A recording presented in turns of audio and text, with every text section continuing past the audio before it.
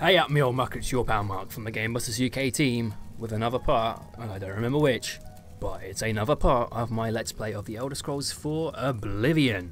And I know what you're thinking, you're probably thinking, what the hell is this game? You're not Jay, this is not Crash Bandicoot, what the hell is going on? I know, he's got the whole Crash Bandicoot month going on, but I'm off work for quite a long time, and I'm going to try and get a few videos out to try and complete this Let's Play, because this is a game that I really do love. And I figured, you know, that might actually motivate me to actually get back into doing the old videos, at least with this series. Anyway, that's how the theory goes. It has been a long time since the last part, and it doesn't really feel like a whole year. Apparently, I looked at part 1 and it said it was uploaded a year ago, so it does not feel to me like this series was begun a year ago. So I can't remember what I do, but I think I closed the Oblivion gates off camera just to collect the sigil stones. So I've been closing a lot of Oblivion gates off camera, so I have a big collection of sigil stones, and I'm now level 27. So yeah, that may have been like quite a big level jump since the last video, not too sure. Yeah, well, here are our stats. Pretty good stats. Here's our skills. Still need to get that armor skill up. Restoration, very hard to level up. And then we've got all our minor skills, are not very good. Minor skills. We're in the Mages Guild. Don't know if I don't know if I'm going to do the Mages Guild quests. Might hold off on doing them until after the main quest line, and leave that up to you guys if you want to see Mages Guild, Fighters Guild, Thieves Guild, Dark Brotherhood, those sort of quest lines.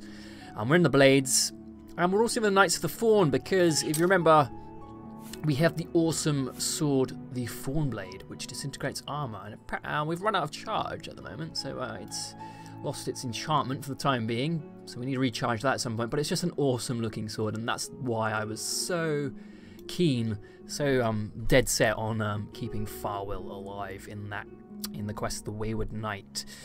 Very difficult to keep him alive. I know we had to save Scum to do it, but guys, seriously, it's very hard, because that guy, he's very good at getting himself killed, as we saw. So I really wanted the blade. I really wanted the Fawn Blade. Great sword. Yeah, we've got a lot of good spells. We've got Fortify Speed, good one. Heal Major Wounds. I think I've got Close Wounds as well, which is the best one. Maybe not. Maybe I'm thinking of my Skyrim save, my Skyrim character. Yeah, I've got back into Skyrim, by the way. I got the Skyrim Legendary Edition for PS4. Actually completed, well, not completed, because you can never really complete these games, but I got all the trophies on it, including the Platinum. All the DLC trophies as well. I've got to say, Skyrim DLC Dragonborn is super, super cool. I really enjoy that DLC. And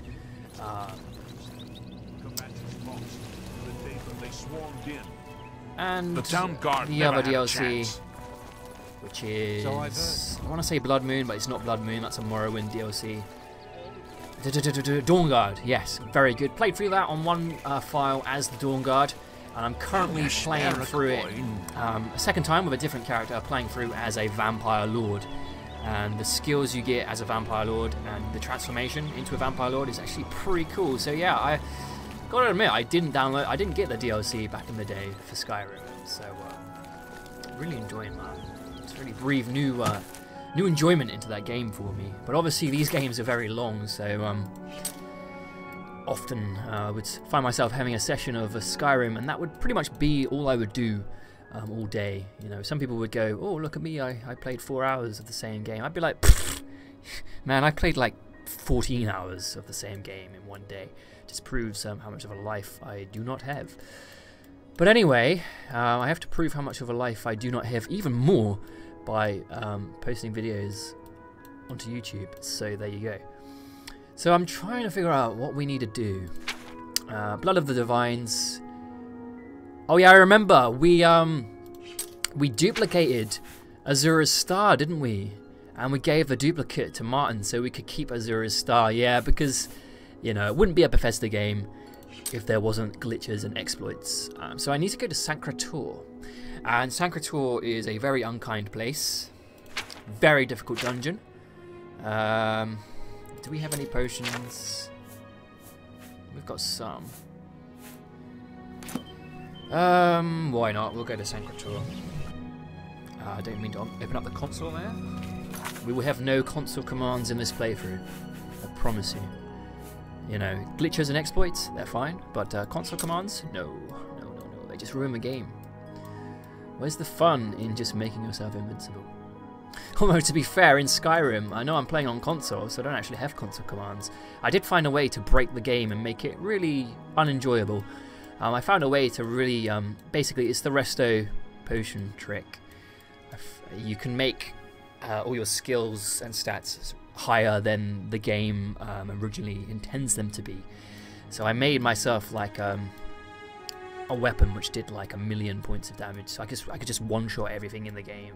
Really took the fun out of the game, so I'm not going to do that ever again. But it is kind of cool to exploit your skills to make them higher than they're supposed to be, especially health and magicka, because the thing is, and the same with Oblivion actually, I find like the skill, that if you play on the higher difficulties, it's actually really, really difficult.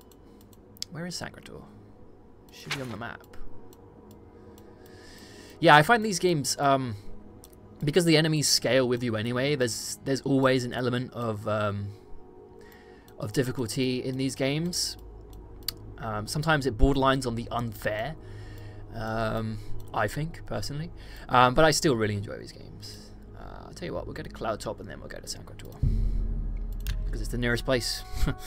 But yeah, basically how the game works, how these games work on the master difficulty is, the game is no more difficult really.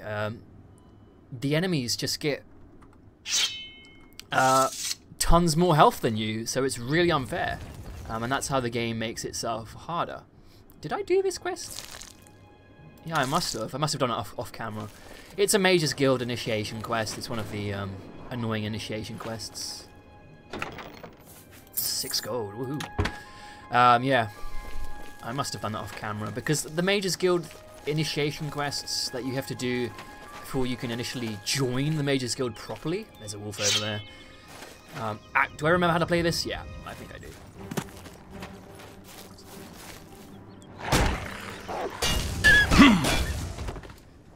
So yeah, that combat was kind of laggy. Apologies for that. Heal ourselves. Yeah, so the way the difficulty works is I'm playing this on normal at the moment, and that's more than enough of a challenge, because like I say, the game is unfair because the enemies scale to your level. I mean, it provides a decent level of challenge. I shouldn't whine about the game being too hard. Crash Bandicoot is very hard. I did buy the Insane Trilogy. Man, that game is hard. I don't know if I'm going to keep it. I don't have the same like nostalgia towards Crash as Jay does. I do towards Crash Bandicoot Warped. So I was trying to play through Crash 1, and Jay's probably going to laugh at me for being a complete scrub, but I just cannot do Native Fortress. It's that final gauntlet where there's like 3 fire platforms, and I just get my timing all mixed up. I can do the rest of the level, because the thing when you die and die and die and die and die is it forces you to learn the pattern. So I get the pattern down, and then that final bit with the 3 oh shit, this is an ogre. I don't think we've fought an ogre on camera before. But yeah, like with most of the enemies in this game, very strong, very unfair, possible to kill you very quickly. I found like the best tactic to use in Oblivion is to attack, then run back. Now luckily, because my speed is very high, I can successfully do this. I don't really see it as cheesing, because if I was to try and just duke it out with this guy, he would destroy me. He would literally destroy me. Fun fact, the sound effects from the ogres, when they do that sort of like really loud grunt, you might notice that as a camel. Yeah, they use the sound effects of camels. That sound effect, the one that just played then, that's actually a camel. Yeah, that one.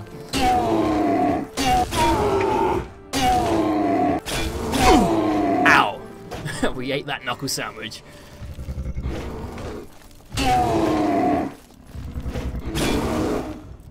So yeah, ogres, very strong enemies. They're not as bad as the Oblivion enemies, and I can hear an Oblivion gate. No, oh crap, and there's actually a monster down there, a Storm Metronarch. I'm not gonna bother with that gate, because normally whenever I see an Oblivion gate, I just go and close it, because I hate Oblivion gates. Like, I just hate them. Because they spoil the landscape, and they're full of horrible monsters who want to kill everything. But yeah, I'm just gonna leave that one there.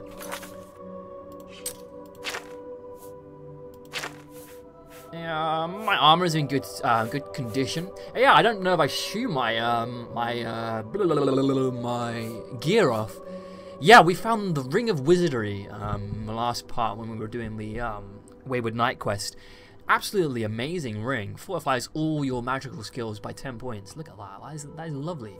And I got the Ring of Firewalking, so my fire resistances, I do believe my fire resistance, I have a 50% weakness to poison.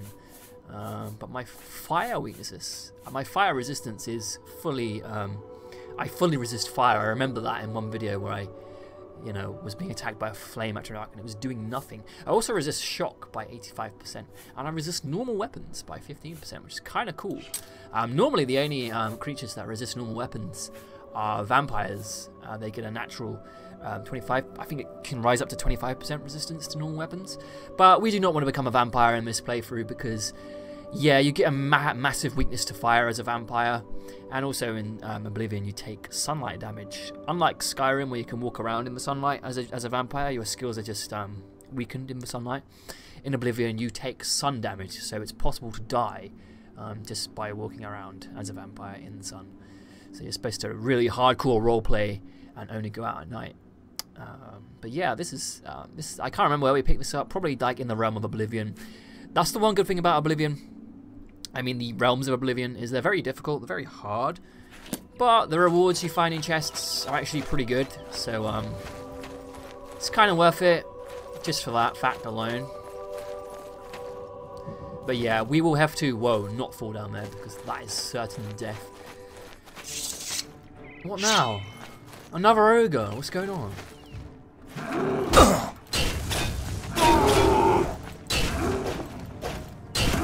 I'm not really sure if you guys can actually hear me when I'm in combat, because the combat noises are actually pretty loud.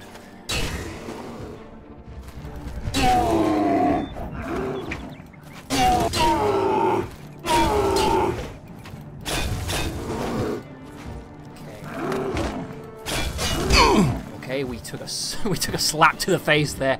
Backhander. Big backhander. Power attack. I really don't power attack enough in this. I really haven't been playing it a bit. He's having some stair trouble. Yeah, a lot of the enemies in the game struggle with their pathfinding. I find quite interesting.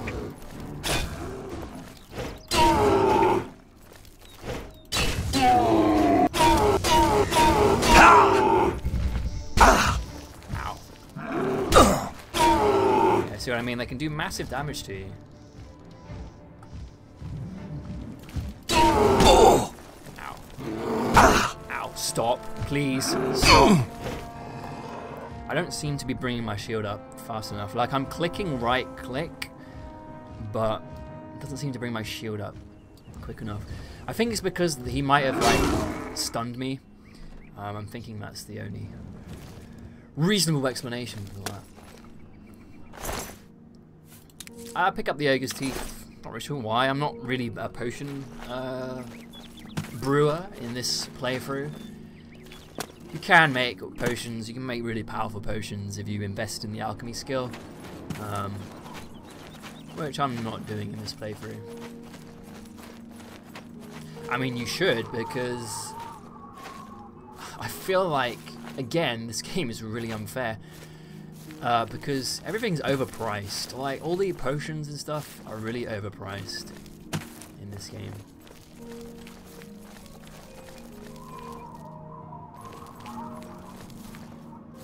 Yeah, I mean, oh, and there is a lich. Fantastic. So, and I think it's a Nether lich. So these are the hardest. I'm actually gonna save scum because I feel like it's really possible I might die here. Yeah, liches. You don't normally find them chilling around, just chilling in the overworld. They're the strongest undead. Well, are they? Yeah, they're the strongest undead creatures in the game. And this is a Nether lich as well, so it's the strongest form of a lich. They hit you with really strong spells. They summon skeletons to sort of like distract you, so you kind of you have to deal with the skeleton before you can deal with them. And they have lots of health. And I swear, yeah, they silence you as well. So if you're a magical character, they can be very problematic. Yeah, so best thing to do is to try and keep their minions in front of you. That way, they might hit the skeletons with their spells. And then just, yeah, like that, he hit the skeleton. And then there's a freaking bear. But we have luck on our side, and Mother Nature is coming to our rescue. The bear is going for the lich. So I'm just going to heal up and just kind of watch this fight. Wow! He destroyed that lich. We got to be careful.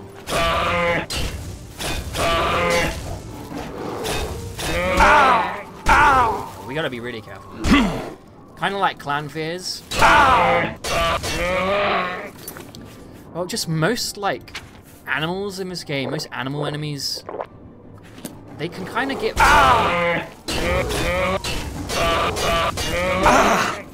They stagger you a lot as well. There he goes, ragdolling. Yeah, quite interesting that the bear came to our aid, and then we had to deal with him. Unfortunately, liches are really difficult.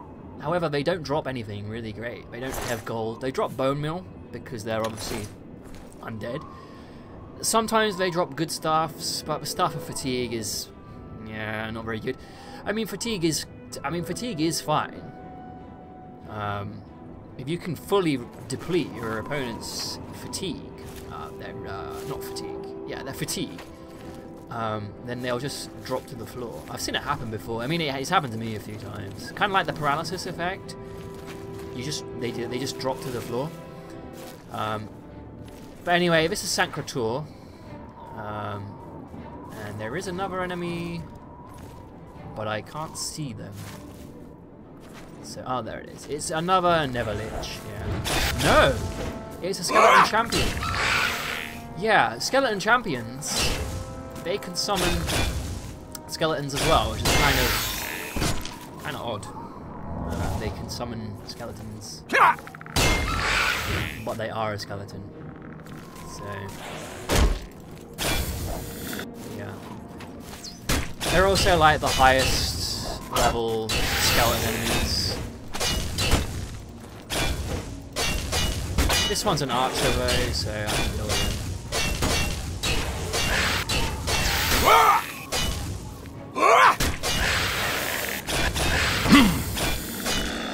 Didn't take too much damage there. Yeah, didn't take too much damage. Luckily, I find like archer enemies in Oblivion aren't too much of a problem to deal with. I feel like archers in Skyrim are more of a problem. Anyone who's played Skyrim will know what I mean, especially like Draugr Deathlords. Those guys can like kill you in like a couple of hits. It's crazy. But in Oblivion, it's not too bad. Like, obviously, there's still like a buttload of unfair enemies, but I do really love this game. I know I'm moaning a lot about the unfair enemies. Here's another skeleton champion. And another Neverlich. Great, great. And he summoned a Gloom Wraith. Now, I don't like Gloom Wraiths because they actually they damage your actual skills. So a lot of them try and damage your strength, which is really annoying. Unless you have the restoration spell, like restore strength or whatever. Like there's fortify speed, but there's also like restore strength. Here you go. I've got restore speed, but I don't. That's the only one I have.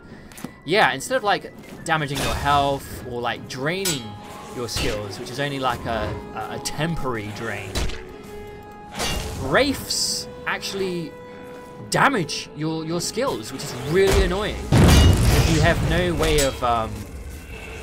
way of like repairing or recovering the damage, it's super annoying. Like there, he tried to touch me. Luckily he got the skeleton, which is kind of funny. But they damage your skills. Kind of being double teamed here.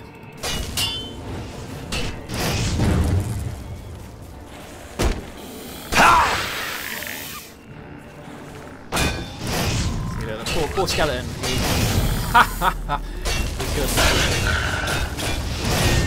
Yeah, see, it damaged my willpower.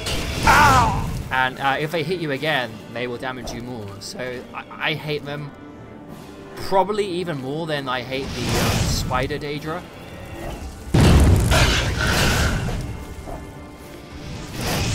Taking a bit of a beating here. Luckily, the fireball spell can't hurt me, which is good, because I've got that sweet resistance. And yeah, my mouse, I think my mouse might be dying because I was clicking attack and nothing was happening. Yeah, it's doing it again. It's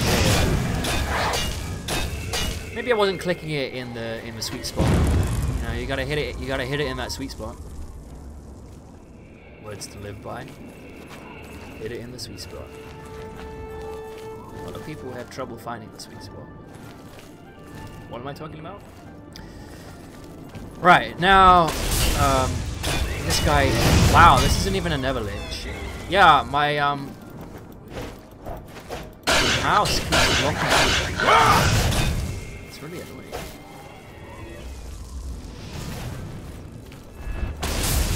Yeah, my mouse is locking up. I cannot attack. It's really annoying. Really annoying. So yeah, basically this is just the outside of Sancrator. We can expect more of this shenaniganry inside the temple. Temple? We're not playing Zelda here. Might take the staff. You never know, we might be in a tight spot and we might need to use it. Oh, it's only got one use, so maybe not.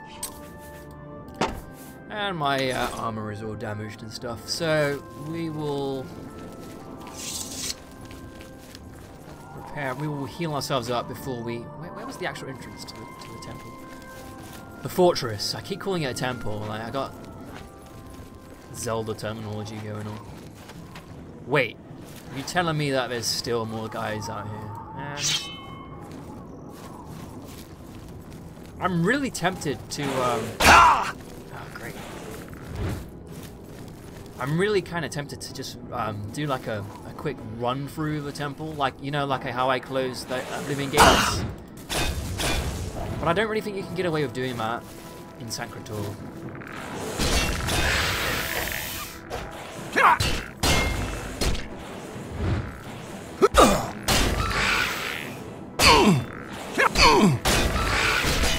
Ow. I've noticed that my healing spell doesn't play the sound effect sometimes. It's kind of weird.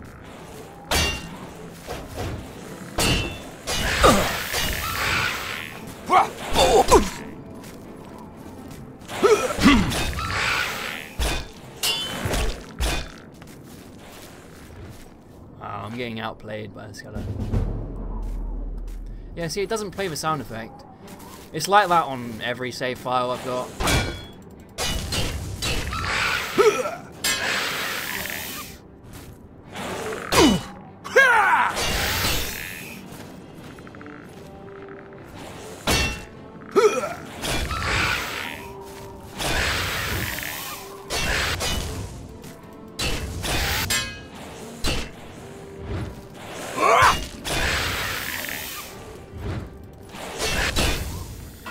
gotta say, I always found it weird how skeleton champions can hold a two-handed weapon in one hand. I always found that kind of weird. I was like, well, they're a skeleton, and they can hold a two-handed weapon in just one hand. We're made of flesh and bone, and blood. I meant to say flesh and blood, and bone. And we need to use both our hands to hold a two-handed weapon. Seems kind of like it should be the other way around, but you know, I guess they must just be very strong skeletons. Maybe they drank a lot of milk when they were alive. I don't know.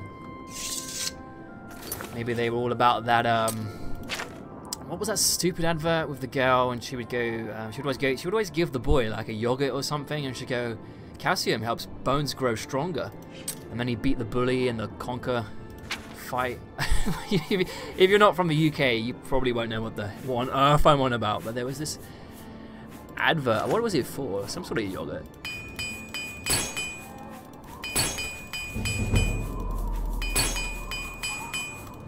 So yeah, I'm probably going to call this part quits here. So give it a good save, and then next part we will be taking on Sancrator. So I've been Marc from the GamebustersUK. I really hope you enjoyed this very long-awaited return to Tamriel. Yeah. If you like the video, give the video a like, please, because it lets me know that what I'm doing is not in vain and I'm not wasting my time rendering and making these videos, especially the rendering. It's a long and torturous process to render a video. But yeah, I've enjoyed making this video, so if you've enjoyed watching it, please give it a like, subscribe to GamebustersUK, which is the only place you will see this Let's Play. All that remains to be said is thank you, and take care, goodbye.